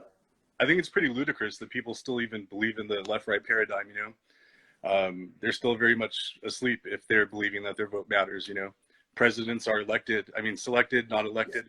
Yes. And, either side you vote for, it's all part of the same corrupt system that needs to be dismantled ultimately. So what I wanted to speak on more specifically is the foreshadowing that Joe Biden did about the dark winter. It ties into something called Project Pogo, Project Zypher. David Goldberg, a lot of the stuff that he's predicted, biological warfare, a release of a virus at the end of 2019 to early 2020. As you see, that's come to fruition. So I firmly believe that this dark winter that Joe Biden is foreshadowing could possibly be that second phase of Project Pogo, which is Project Zypher, which is the rolling blackouts, people being rounded up, who are on these TTID lists to be, ultimately neutralized. So just something to look into for your followers. Let me speak on that, because everything you're saying is unfortunately everything we've already covered over here. Okay. But no, but like with an actual project behind it. I'm not sure if you were paying attention whenever we talked about them releasing an EMP blast sometime near the election. That would line up perfectly with Joe Biden talking about the dark winter, what he mentioned during the debates. But this would knock out the power grid. This would cause the confusion. This would allow for, as people who follow QAnon say, it would allow for the deep staters to be routed out and arrested, which isn't really the case. It would be a case for people like myself to be taken to extermination camps or FEMA camps and stuff like that, to where they're able to rout out the leadership. This is exactly what could go on. Explain to me one more time, list those projects. It was Project Zephyr and Project Pogo? Pogo and Project Zephyr. So what Project Pogo was the first phase that they were initiating. And what was going to happen is they were going to allow truth channels, truth pages with, a large following to be fully operational, so as to gather intelligence and data on the people that are even curious or open-minded enough to look into these quote-unquote conspiracy theories. Yes. So, tracking IP addresses, compiling lists basically of who these people were. And the second phase, Project Zephyr, is where, the TTID is track, target, identify. And so with Project Zephyr, what they were talking about is that, they were going to either have drones come and let out a poof of scopolamine that would put you into this hypnotic trance where you're open to suggestion. And Vice did a full expose on this drug. It's called Devil's Breath. Yeah, Devil's Breath, Yep. the world's scariest drug. And this is real. Crime syndicates in South America have already been using this for a while now to rob tourists. Once you bring stuff in, this compound in, you become, like a zombie in this trance-like state, highly open to suggestion. So they could tell you, go to your ATM and empty out your bank account, and you will do so and have no recollection of it after when you come to. Well, think about it. This works in perfect alignment with, again, how polarized people are, how charged they are, how unfortunately people are not really in full control of their mental faculties. Again, you add in the aspect of the mask, people, having oxygen deprivation, having like a state of suggestibility. You have a troll in the chat. He's saying Devil's Breath is from the Spider-Man video game. I don't play video games, so that could very well be true. But if you research a tree, it's called the borrachera tree, which translates to the drunk tree in Spanish. That's what the drunk tree. It's an actual tree, and they derived this compound. It's called scopolamine. The CIA has been experimenting with this. So to the clowns in the chat who are trying to discredit and put little laughing emojis on there, this is very much real. You've done shows on this. Yeah, unfortunately, it's real. And I've done shows on this. So I've had people come on and talk about it. Shane of Connecting Consciousness came on and did a show talking about scopolamine and how it is just that it's a hypnotic suggestive drug.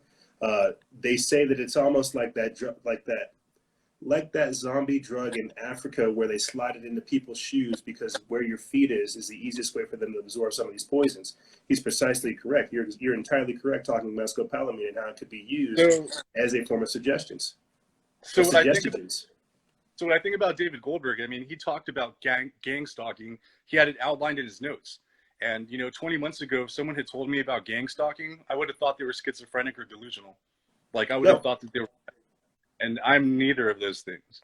So, he did discuss gang stalking as one of the parts of Project Zephyr, Project Pogo.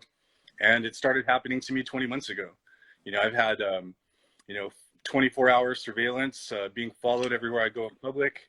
I've had home break-ins, injury to my dogs, people repeating parts of conversations that I've had in the privacy of my home or on the phone, blacklisting, constant vandalism to property, home break-ins, you name it. I've had attempts made on my life. People try to run me off the road. Law enforcement is involved in this. This is like a worldwide global thing, and it's part of the NWO. They're trying to neutralize people that are, aware of the truth. And this is like they're testing like a machine to brain interface system, where they're trying to link you up to like the Internet of Things. And, they do something called remote neural monitoring. Yes. So they could literally see through what you're seeing. Because there's been times where I leave my phone at home and they'll already have perpetrators waiting at a location to stalk and harass. So it's very very disconcerting. And to all the naysayers in this chat, research a guy named Michael Barden. That's Michael Barden. Look him up on YouTube. He's a former U.S. Air Force veteran. He was a veteran of 14 years, no history of mental illness, and he's a targeted individual. He's being gang stalked, and everything that I've spoken about, that I've experienced, he's experienced too. And you know, people like Dr. Robert Duncan, former CIA, Ted Gunderson, former head of the Los Angeles division of the FBI. There's Gerald Sosby, Brian Coffrin. You know, he's a private security contractor for the government who used to work for something called SIS, which was Security Industry Specialists. They have 3 locations, one in Seattle, Washington, one in San Jose, California, and one in Culver City, California. And this is a private security contractor involved in gang stalking. So if this sounds crazy to you, this was an actual guy that was part of these programs. His name is Brian Coffrin, and that's spelled Koffron. And he's a whistleblower. He talks about this gang stalking program. And like I said, 20 months ago, if someone told me about this, I probably would have laughed at them. I would have thought, you're fucking crazy. Go seek mental help. But that's how this program is designed, to make anybody speaking about it appear crazy.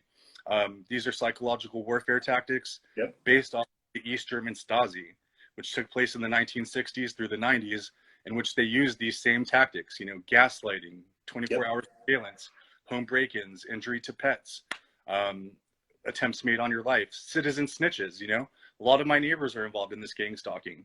They'll buy out houses unknowingly too, though. Unknowingly too, though, thinking that they're doing their part, trying to help embolden the system. They're trying to help look out for what they think of as a bad guy, but they're unknowingly a part of a very, very corrupt system. No, you're entirely correct. So you know, I don't think I have much time left. So far, in the last 2 weeks alone, 2 targeted individuals have passed away. So. Now, are these individuals that are close to you, or are these other individuals like within like the truth community, or these are other individuals I met through the targeted individual community? You know, their causes of death seem very suspicious. I've had attempts made on my life even in the hospital. Like when I was getting hit with directed energy weapons, and directed energy weapons sounds crazy to the common sheep because they just think, oh, well, these are sci-fi space weapons. They can't possibly exist. No, they can't. The Pentagon had a press conference a few weeks ago talking about the existence of directed energy weapons, but what they failed to discuss is that they also possess these things. They tried making it seem like just Russia and China. Our U.S. government possesses the active denial system, which is a military-grade energy weapon. So, you know, they hit me with directed energy 24/7. It's very uncomfortable. They microwave my body. They zap me in random places in my body. Well, try to just interrupt. Try to explain this to the common person, because someone like myself, I understand entirely what you're saying. Zach of Sungaze, formerly Oregon Energy, he's going through the very same thing after exposing what was going on. I think in Waikiki, Hawaii, child sex trafficking and stuff that's going on out there. He's another, I don't want to say a victim of gang stalking, but he's also talking about how they're targeting him using things like directed energy weapons. They have They have access to remote mind control. I mean, my God, that's what your phone basically is. It's designed to adapt to your natural biofrequency to where they're able to easily locate you. It's very, very sophisticated. It's called EEG heterodyning. If you guys want to look this up, EEG heterodyning. That's spelled D-Y-N-I-N-G. So what they do is when you go to the hospital and they take blood, they're able to get your specific DNA sequence. And that's how they enter it into these quantum D-Wave computers. Yes. And that's how they can specifically target you. You can be in a crowd full of people and be the only one feeling these directed energy weapons because it's based off your own unique bioresonant frequency. Yes. So, you know, it's 24-hour microwaving of my body. My teeth always feel like they're hot to the touch, like on fire. I could take an ice cold shower and be sweating in that bitch. Like I come out of the shower after an ice cold shower, sweating bullets. The AC could be running and I'm sweating bullets. So I have to ask, you said 20 months ago, what happened 20 months ago to start this? I was very outspoken against Zionism. It was around this time that I learned about Zionism. And I live in a predominantly Jewish community. So there's an app called where it's like a social network. A lot of my will post racist shit with racial undertones about, you know, minorities coming into the area. I live in a city called 30 minutes north of downtown Los Angeles. So one day I'd worked at a college for almost a decade prior to becoming targeted. I was forced to resign. I was left unpaid for an entire year. I don't know if that was part of my targeting.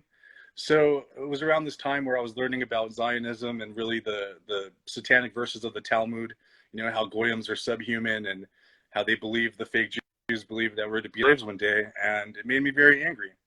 So seeing the neighbors that I had post these, you know, racist things, I went on there one day when I was drunk and I went on a Mel Gibson-esque rant. And I said some stuff about the fake Jews. Oh, you said F all the Jews, huh? Yeah, pretty much. And oh, so man. A fake Jew, he's like, I'm going to have LAPD investigate you. And LAPD is part of the gang stalking program. A lot of law enforcement is aware of this. They'll play stupid and act like they don't know, but they do. Well, just to interject real quick, just to interject, because you had mentioned it, looking at the satanic verses of the Talmud, I think it's what, the Tanakh? Is that what it's called? Well, no, the Tanakh is along with the Torah, but the Talmud supersedes the Torah in authority. Okay. So if you just Google or DuckDuckGo satanic verses of the Talmud, it talks about how, you know, if you kill a goy, it's not a crime. If you steal from a goy, it's not a crime. If you find lost possessions that belong to a goy, not return them to them.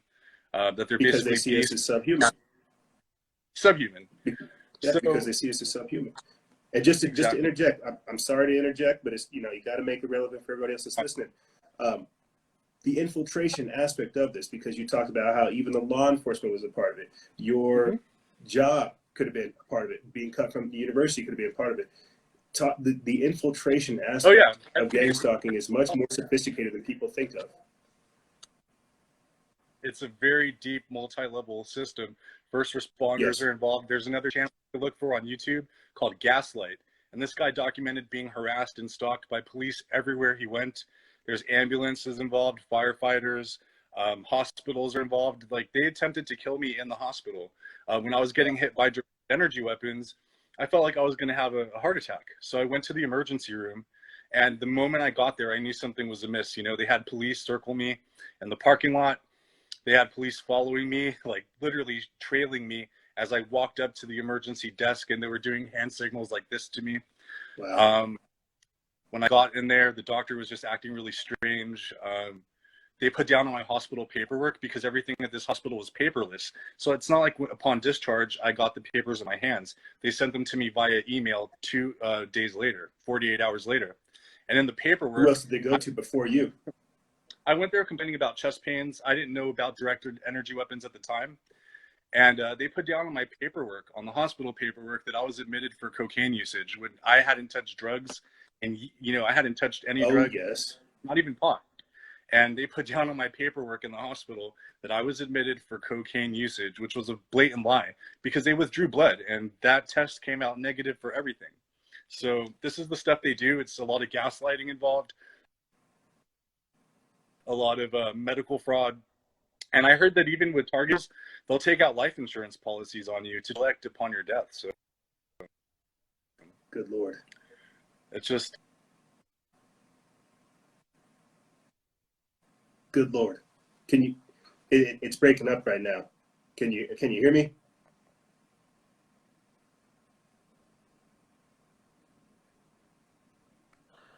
It's anyway, it's breaking up right now. Can you hear me? If I'm still live next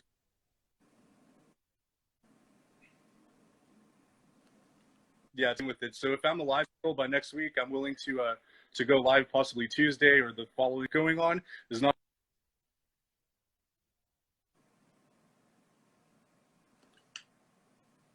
Can you hear it? Can you? And I want to close this out with one final thing. I can hear you. When you go, Google or DuckDuckGo to search for gang stalking, the first few pages that are going to come up are Disc Murdoch. It's also part of Fox News. That whole Vice thing about gang stalking was a discrediting campaign to make gang stalking appear as mental illness. It's not. No. You know, people like Robert Duncan, IA, Dr. Catherine Horton, former NSA, Gerald Sosby, FBI, like these people did not have mental illness. So how the fuck are you going to say that this is just people being delusional or crazy? Thousands of people globally experiencing this NWO program are not having a collective hallucination. So just be mindful. There's a lot of disinformation out there. A lot of the people on YouTube that they're targeted individuals are actually government paid perps to discredit people that are actually experiencing. So thank you very much for everything you do. Be safe. Be safe, and we'll be in touch. My God. I hope you guys were able to get all that. That was The Plants Are Surviving. I'll be sure to put his page in the description bar below. That is The Plants Are Surviving. And that's underscores every single time right there. That is gang stalking. And as I said beforehand, there are other people within the truth community. Zach of Sungaze, formerly Oregon Energy, who is also experiencing the very same thing. That is The Plants Are Surviving. You can go see Zach of Sungaze. These are 2 pages right now that are experiencing gang stalking. And as you read right there, this is basically them coming up with a system to where they're able to track, harass, and monitor, torture people who are on these different types of lists. Very, very interesting. That was Project Pogo and Project Zephyr, or Cypher. I'll be sure to try to put that information in the description bar below. Very, very interesting phone call whenever it comes to talking about this type of stuff.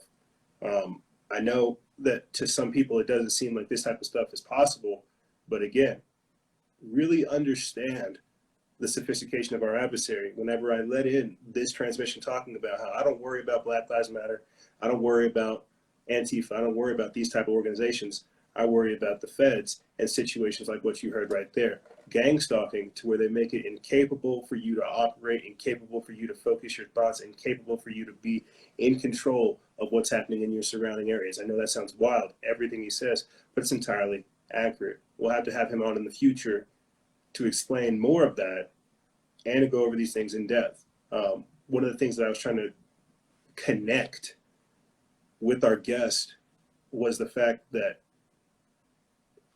we could say the Jews, we could say a lot of different things. I'll say the satanic infiltration, the people who are controlling things, the controlling elite, the controlling oligarchy, those in control. He mentioned it right there. The sophistication, how it's law enforcement, how it's the teachers, how it's the post office, how it's people at the supermarket, people on Nextdoor, people in the App Store. The sophistication of the infiltration that we're trying to talk about, the deep state, so to speak, that's it right there. There are entire communities that are basically with the program. And what you heard right there was somebody who was not going along with the program and being vocal about it. But the thing is they can't openly discuss things like Goyim, like the sheep, like the Talmud, like these Zionist agendas that they have. They have to have a very covert, subtle, and discreet way with dealing with defectors. Again, labeling people who don't go along with the program conspiracy theorists, mentally ill, delusional, what have you. That's the idea behind that, is to discredit everybody who makes these statements. As you heard from yourself right there, the gentleman was very well read, very well spoken, and very experienced on all these things. But if he's able to quantify within 20 months the radical shift of his life simply due to exposing these agendas, that shows you the sophistication of what we're up against. Fascinating conversation. Fascinating to talk about this type of stuff. Again, his name is The Plants Are Surviving. I will put his link in the description bar below so you guys can go ahead and follow him for future transmissions and future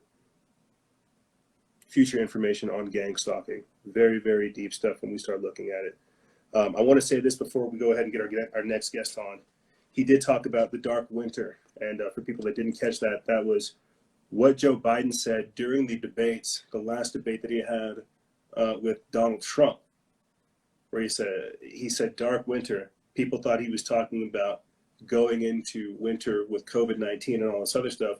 What he was making reference to was, again, another plan, another agenda, another Rockefeller type situation where these people have an organized plan on shutting things down, tracking, testing, identifying, and then torturing the individuals who could be labeled as opposition or resistance, and then disappearing these people.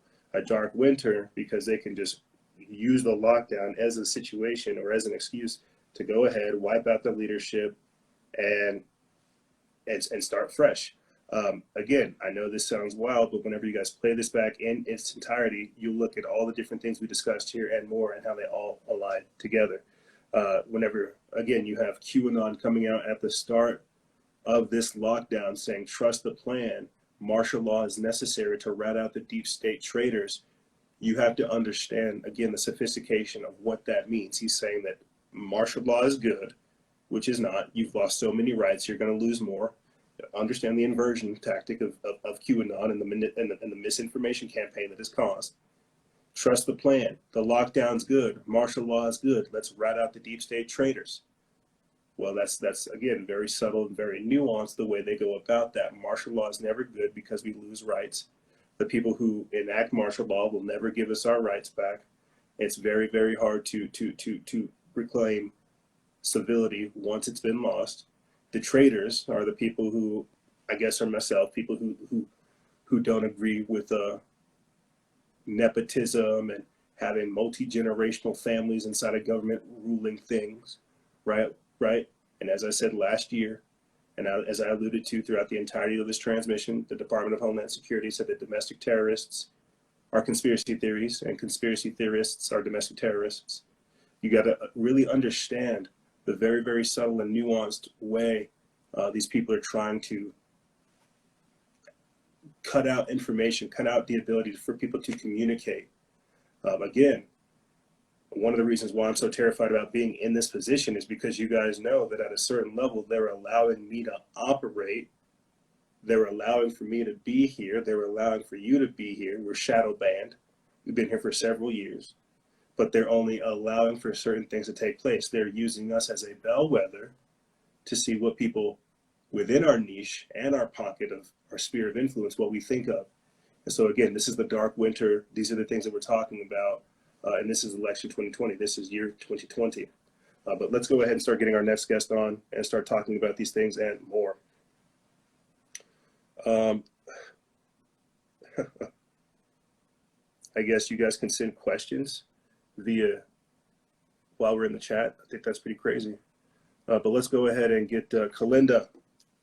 Kalinda, join us and grace us with your presence. Be joined by Kalinda Massage Therapy, a frequent guest on the lives. Hey, hello. Hello, Kalinda. How are you? I'm fine. How are you? I'm hanging in there. How are things? How does You're hanging. How does America look from where you're at right now? Do we look like we're going crazy? Do we look like we're trying to get our act together? How does America look from your perspective right now? Wow, it's really crazy. Well, I can try to. I will make some lights. It's Take your time. Yeah, I've been following you. Yeah, everybody and everything that's going on for a while now, and I have a friend actually that I really want to say, get out of there, come back to Holland. But now also Europe is, they start closing but yeah, with all the information Americans have, like you, it's like, oh my gosh, with the elections and stuff, how do you manage it?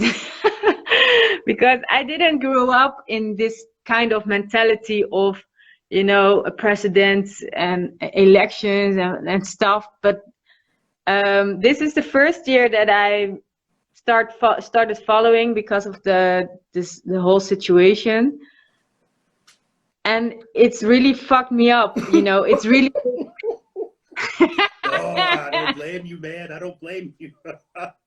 Oh, I don't blame you. It's yeah, I'm really wondering how you keep your sanity. You know, you're always very telling people in a very peaceful way that America is fucked up. You know, yeah, that's quite interesting. You know, you have a very, what you're saying is 1,000% correct, because I get up here and unfortunately I'm talking about the gradual degradation of society, but I feel like that's only half of the equation. because while we have to talk about the destruction, we also have to be aware of some of the creation and some of the restoration that is taking place. I was going to get into, and I might take another segment to get into it, but lockdown culture and how you're saying we take a very weird approach with our politics here. People are treating it like it's the new culture, right? Like the lockdown months are going to get their new holiday or something. We don't celebrate Christmas. We don't celebrate Halloween. We don't celebrate Thanksgiving, but we celebrate this lockdown culture. And that's a different thing right there, because now you have people bypassing the natural order of things and saying, you know what, government is going to become my new God. We're no longer paying attention to natural cycles of things. We're saying, well, let's follow politics 24/7. This is always what I'm saying, where people want a spiritual solution, a political solution to a spiritual problem. The problem is you can't legalize morality. There's no way that you can vote people to be perfect. And that's why we have like various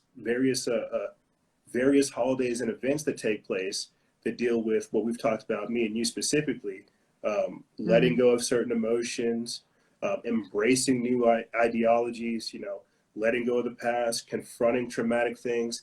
That's what holidays are. That's what events are. But whenever we're over here solely focused on politics, solely focused on the next slave master, praying to God that this next slave master doesn't beat us as hard as the previous slave master, well, there's your problem right there. You've let politics become your God, and instead of understanding that there is a God that politics should be beholden to. And so when I get up here, I try to remind people that, hey, I understand politics is real, but at the same time, you have to be held accountable for your own actions. And if you're thinking that Donald Trump is going to save you, well, then you've already lost. This is why you're expecting Donald Trump to tell you to take your mask off, and you won't take your mask off. Again, people are looking for a political solution to a deep spiritual problem. But I hope that answers your question. Yeah, and I can really see it. And to me, it's really interesting because my yoga teacher, he's from Houston. And I told him, like, for a few years that I'm having my cosmic butterfly. For those who don't know yet, this is my cosmic butterfly. And a few years ago, I told him about my plan and the way I work. And then he said, America really needs this. And I never followed, the American culture. But this year, it clicked because I suddenly felt what it felt like inside of me, what he was talking about. Because I was like, you Americans, you are celebrating certain days, like Thanksgiving, all of these days that I'm like, oh my gosh, this is like worshiping everything except life, the human body. So and in Holland, I'm also the crazy one in Holland, although we are a little bit, open-minded, they say, but it's not really that way. But okay, it's another story. But what I wanted to say is I started celebrating Happy You Day every single day, Good. Vote for yourself. Yeah, vote for yourself. So I made my a plan, my battery. I draw a plan, once I was in a restaurant, and then I said, can you see here? I voted for me, At the end, I don't know exactly how the plan looks like, but these girls were like, are you crazy? But, let me explain. Please do. We've been taught how to be together. So it's Christmas, right? Being together on a certain day. We have been taught how to love each other. It's Valentine's Day, right? We've been taught, programmed, in fact, how to celebrate life during, it's your birthday, right? So it's all connected to this system that now we are facing, like, what the fuck? And I've been seeing this system playing it all along. I was like, why are you celebrating your birthday, and I'm also not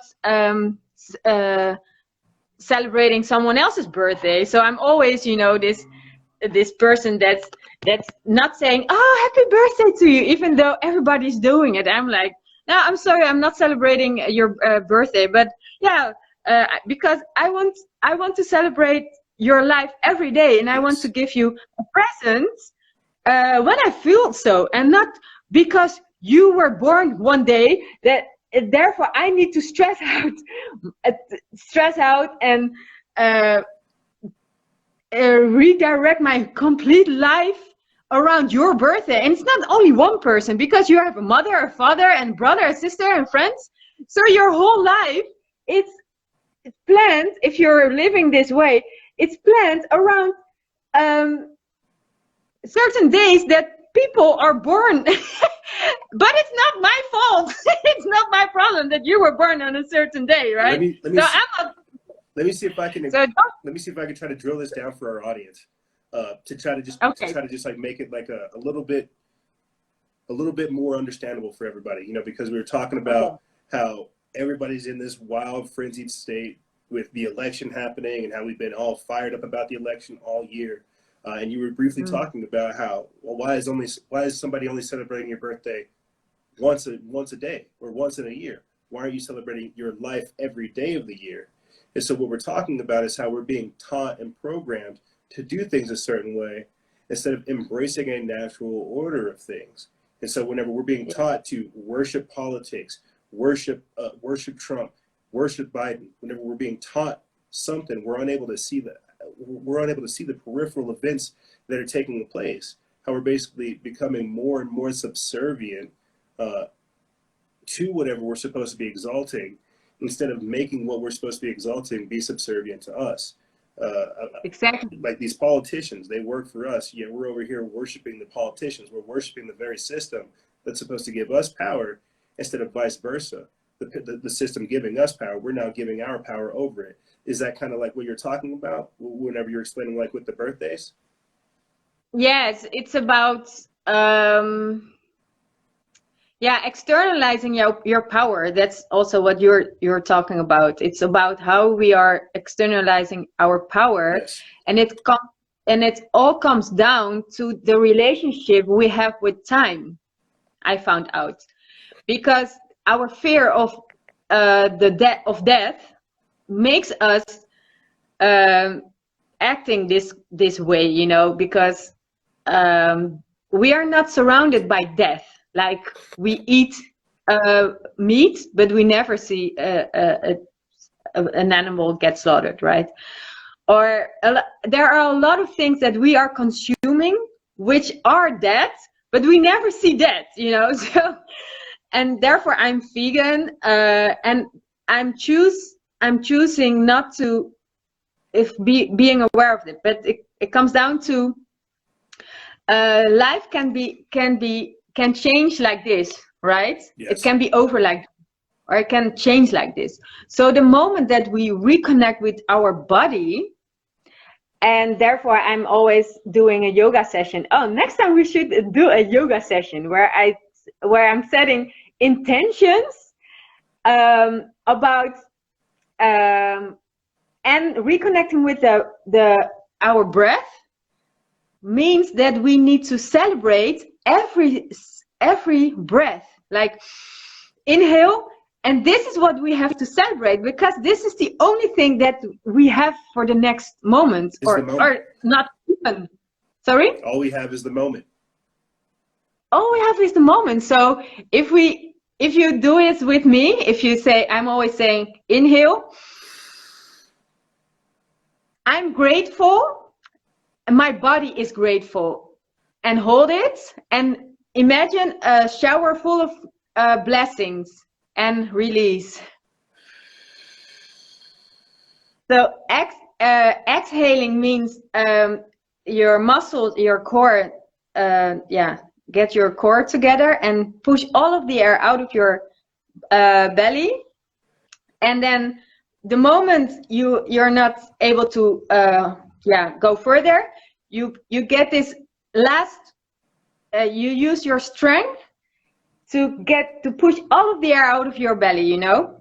And that's where that's where we need to focus on. So tomorrow, because I've been watching people like, how do we deal with the riots and everything that's gonna happen for the next dark winter or whatsoever. Focus on your breath, because it makes you gain power from the inside out, and self-trust, self-love. So exhale, and the moment you're not able to go any further, then you go this last little further, like BAM! And then you say to yourself, I'm stronger than I think I am. I'm stronger than I think I am. So you are connecting the intention with your breath, because that's the only thing that you are able to control. Because when you are able to control your breath, you are able to control your environment, right? But therefore, these masks just do whatever, whenever. Sorry? They suffocate you. They silence your voice. Exactly. So. But Kalinda, and when I do have to try to get somebody else on here with you. Yes. I definitely do appreciate where you're going, because you're right. Our throat chakras are definitely being blocked with this mask, and it's everything they need as we led up to this election. They don't want people to speak and discover their power. I wish I had more time. What would you like to leave the audience with? I'm sorry to cut you off. No problem. I'm always grateful that I get this time with you. Yeah. I'm great. Send your body new signals. I'm grateful. My body is grateful. I'm strong. My body is strong. And repeat it to yourself together or whatsoever. I am whatever you want to be. That's who you are. So send these new signals to your body until it feels safe to speak your truth and to voice it and to embody it. So thank you. Thank you very much for joining us, Kalinda. Hopefully I'll see you soon. Yes. Ciao. Stay safe out there. You too. There she goes. Kalinda Masaj. I'll be sure to put her information in the description bar below. She joins us relatively frequently talking about these types of things. And I think it is necessary, really getting into breath work and really understanding, what's all happening right now. You heard me explain it with our guest right there, that we are creating a new culture with all this politics worship. Kerry Wedler of the Anti-Media stated it perfectly, that statism, the worship of the government, is the worst religion out there. And when you have Kalinda joining us talking about reclaiming your power, learning to breathe, not being so upset about all these things that are going on, what did I talk to you guys about before they terminated the previous transmission? I'm not worried about Black Lives Matter, Antifa, and all these other things. I'm worried about what our previous guest prior to Kalinda said. I'm worried about the gang stalking. I'm worried about the feds knocking on my door. Kalinda asked, how am I able to do this type of work and present this type of stuff so passively and so concisely without getting upset and worked up? It's because I'm practicing that breath work. It's because I'm not letting the system dig its heels into me. I'm aware of all these things that are going on, but at the same time, I'm trying to come up with my own ideology, my own plan, my own thought process to counteract these things. Again, this is why you guys hear me say, vote with your lifestyle, vote with your dollars, become your own economic impact, become your own community, become an asset in your own community, right? Voting can only do so much. We have to take it that next step and go towards the end goal. That's what has to happen. We have to stop expecting other people to save us, and we have to turn ourselves into these juggernauts, into these powerhouses, into these people that respect not only what we've created, but take it a step farther. Very, very important. As she says, sending new signals, learning self-love, self-care, focusing on breathing and things such as that. I would not be able to appear before you guys in a suit talking about these things, not getting frustrated and angry, if I was not able to peer into the future knowing that we will get out of this. We're going to lose a lot of the things that we had coming in, but that means that we have to start thinking about what's going to be on the opposite end. You heard Kalinda ask that question, how can I look at this and not lose my mind? because as these things come, as these revelations take place, there are also good things that are happening. Unfortunately, we just can't see it. And it's going to be darkest before the dawn, but that doesn't mean we can give up. We have to keep persevering through. Let's see if we can try to get this one last guest in, Ju Sensei. Let's see if you can join us and give us a final thought as we begin to close out. Hi. What's going on, Sensei? How's it going? It's going. How are you? I'm pretty good. I'm at the doctor's office right now, so I'm gonna try not to keep you long, but thank you. You're fine. I'm kind of nervous. Oh, you're but, fine. You're fine. Give us your truth. Yes. Thank you. I do pay attention to your page. I want to know. They have a lot of Black Lives Matter and Antifa people talking about the coup and all kind of crazy stuff. I've been preparing for whatever might happen. Hopefully civil war doesn't, break out, or whatever the case may be. Hopefully our livelihood as Americans isn't gone, and that we can, make it over this situation. But I just want to know your thoughts on that. Why isn't the feds knocking at their door, and these people posting about planning to overthrow the government, all that other type of stuff? I think it's outrageous, and I think it's just unacceptable. I just feel like, why isn't they're the real terrorists? You know what I mean? Mm-hmm. Why are we experiencing adversity while these guys are publicly over here embracing pedophilia, civil unrest, talking about murdering, killing people, and I have to feel censored to tell the truth? Yeah.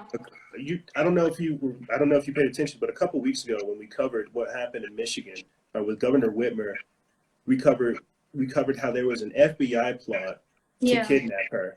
It's like right as soon as her attorney general found out that the unconstitutional lockdown order she was given, once they were declared unconstitutional, right, there was supposedly a right-wing militia that decided to kidnap her. Yeah. That's very, very convenient. That so is. What's happened right now is that wasn't a right-wing militia. That was an FBI-led plot. They knew what was going on. The FBI led that. They see what's going on in these militias, and they're also a part of the Antifa. Unfortunately, what has to happen is they have to wait till these people carry out their acts. Again, Antifa, Black Lives Matter, these organizations, they have obviously they're run by George Soros. Yes. But obviously they have lawyers, they have reporters, they have politicians, they have people who are in their actual community organizing this, learning the legalese and learning what they can and cannot do. Right. They're running right up against that thin blue line to figure out what they can do. And that's why they mask up whenever they go out there in the streets. That's why they cut down on their chatter online. That's why they learn aliases. That's why they have dummy accounts. That's why they have burner phones. They're very, very sophisticated in how they execute this. And this morning, because I saw it was an African American lady who, I think she's in charge of Black Lives Matter, another guy, and it just made me angry. I said, who do y'all think y'all are? You have people deceived. I know there's a lot of deception going on in the United States and in the world, period, about everything going on. And I just feel like it's just despicable. You guys are talking about civil war if Trump or Biden don't win. It's just, I just like the hypocrisy. It's sickening. It's also childish. It's also childish too, because it's cognitive dissonance and it's childishness, because they're refusing to accept what they're seeing. They're saying, I don't want to accept reality. I want you to validate me in my delusion. I want you to validate me in my hysteria. I don't care about the facts. It's all about me, me, me, me, me. It's childish. It's delusional, and it's selfish. It's selfish. It's hypocrisy. And these people were talking about planning on shutting down Washington D.C. and overthrowing. I'm like, y'all are crazy. If anything, y'all need to be arrested and put in jail. All y'all out here harassing people, and especially with the Black Lives Matter movement, I don't know if you knew who this young man was, but Darren Seals out of Ferguson, who was a real soldier for the movement and was exposing Black Lives Matter and talking about it. The police took him out. They took that man out because he was, yeah. Because he was speaking truth. Yes. And right now they need an organized foreign-controlled asset here in the country that can cause domestic unrest. Yes. That can't be held accountable to our own laws. It's very, very sophisticated. And it's like, you know, you just see a lot of people just losing their minds over this election and hatred. And I'm like, you know, both sides, you guys are talking about murdering and starting a war. What about the rest of us? What about our lives? What about what function is left in the United States? You know what I mean? And despite COVID, and I could really go on. But I definitely have been tuning into your channel, your page. Thank you for your information. Thank you for spreading awareness. Thank you for joining us. Thank you so much. I'm gonna free the line so other people can come in and talk, but I'm definitely supporting and backing you up on this. So thank you so much. I appreciate it. Thank you so much for joining us, Sensei. I appreciate you giving us your thoughts. No problem. Anytime. Be safe out there. You too. Thank you. Bye-bye. There she goes. You Sensei. I'll be sure to put that information, her page in the description bar below. The timer hasn't popped down, so I'm going to go ahead and talk until it does. Civil war, you know, and this is kind of what I was alluding to earlier when I was saying that we are being politically held hostage. A couple of episodes ago, I talked about how during the breakdown of law and order, how we're seeing extremism on both sides take place. This is why the Democrats are becoming like fascist, socialist, communists, or socialist communists, and why the people on the right are becoming like fascists and authoritarians, because the polarization that's taking place. This is what I mean by the extremism and the extremities that's happening right now. The polarization that's happening worldwide. The timer just popped down. It's telling me that I got about 1 minute and 45 seconds left. I'll try to see if I can summarize this for you guys. Clearly, this election is shaping up to be one for historic proportions, where we're not only going to deal with this for the next couple of days. We're not going to get an answer tonight. We're not getting an answer on the end of the month or in January either. We're going to be dealing with this for the next couple of months. And like I talked about with the Transition Integrity Team, they're running simulations and scenarios to try to steal this election. We're seeing essentially a country fight for its very idea of sovereignty and individuality. You got the United Nations wanting to oversee our elections. You've got people saying that even if Biden wins, they're going to riot. This is crazy and chaotic stuff. This is historic stuff. But we have unfortunately run out of time. I will be here again with you guys, Lord willing, next week, coronavirus free, talking about more of the fallout that's taken place. Look forward to this week's episode where we cover, again, more election madness and everything else that's happening. If more events begin to spiral out of chaos and spiral out of point, you guys may see me go live again to try to cover this stuff and to get on point, because this is the false flag season. There's a lot of things happening, and we're going to do everything we can to try to stay here and ride this ship until the wheels fall off. But like I said, that's it. There's no more. This has been the Election Edition Instagram Live. I will be here again with you guys next week, Lord willing, coronavirus free. And remember, guys and gals, stay vigilant. I'll be sure to put all of our other guests, the Plant Surviving Jew Sensei and Kalinda, in the description bar below. And remember, guys and gals, stay vigilant. Expose lies and share truth. This is Noisera, Freedom Faction.